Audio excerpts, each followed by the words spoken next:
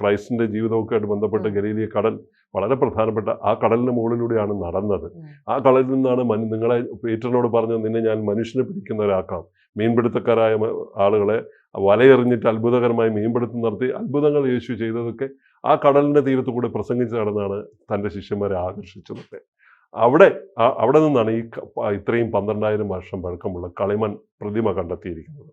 ഈ ഒരു ചെറു പ്രതിമ ചരിത്രാതീത കാലഘട്ടത്തിലെ മനുഷ്യൻ്റെ ചിന്തകളെയും കലാപരമായ ഭാവനകളെയും ആത്മീയ വിശ്വാസങ്ങളെയും കുറിച്ച് അവിശ്വസനീയമായ ഉൾക്കാഴ്ചകൾ നമുക്ക് നൽകുന്നു എന്നാണ്. അതാണ് ഗവേഷകർ അഭിപ്രായപ്പെട്ടത്. അവിശ്വസനീയമായ രീതിയിലുള്ള എന്തൊക്കെയാണതെന്ന് പരിശോധിക്കുമ്പോഴാണ് ചിഹ്നങ്ങൾ ഉപയോഗിച്ചുള്ള സിംബോളിക്കായിട്ടുള്ള ഭാവനകൾ, അമൂർത്തമായിട്ടുള്ള ചിന്തകൾ, നമ്മൾ അമൂർത്തമായ ചിന്തകൾ എന്ന് പറയുന്നത് അസാമാന്യമായ ഔന്നത്യം നേടുന്ന ചിന്തകൾ, ഇതൊക്കെ കാർഷിക യുഗത്തിൻ്റെ തുടക്കത്തിൽ മാത്രമാണ് വികസിച്ചത് എന്നാണ് നമ്മൾ ഇതുവരെയും വിചാരിച്ചിരുന്നത്. നമ്മൾ കാർഷിക യുഗം എന്ന് പറയുന്നത് നിയോലിത്തിക് പീരീഡ് ഉണ്ട്. ആ നിയോലിത്തിക് പീരീഡിൻ്റെ തുടക്കത്തിലാണ് ഇത്തരം കാര്യങ്ങളൊക്കെ ഉണ്ടായത്, ഭാവനകളും അമൂർത്തമായ ചിന്തകളൊക്കെ ഉണ്ടായെന്നാണ് നമ്മൾ വിചാരിച്ചിരുന്നത്.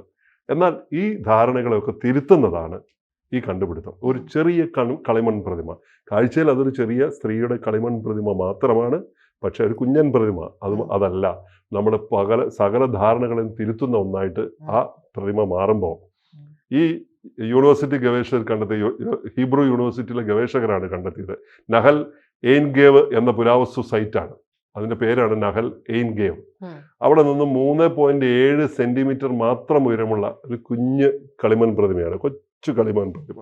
എനിക്കതിൻ്റെ വലിപ്പം കുറവായതുകൊണ്ടായിരിക്കും അത് സംരക്ഷിക്കപ്പെട്ടത്. ഒരു പക്ഷേ അത് നറ്റൂഫിയൻ സംസ്കാര കാലഘട്ടത്തിലാണ് എന്ന് കണ്ടെത്തി. നറ്റൂഫിയൻ എന്ന് പറഞ്ഞാൽ എന്താണ്? ആ കാലഘട്ടത്തെക്കുറിച്ച് അറിഞ്ഞാൽ പുരാതന ശിലായുഗം, ആ ശിലായുഗത്തിനും നവീന ശിലായുഗത്തിനും രണ്ടിനും ഇടയിലുള്ള ഒരു ഏജാണ്, ഇടയിലുള്ള നിർണായകമായ പരിവർത്തന ഘട്ടത്തെയാണ് നമ്മൾ നറ്റൂഫിയൻ സാംസ്കാരിക കാലഘട്ടം ഏജ് എന്ന് പറയുന്നത്.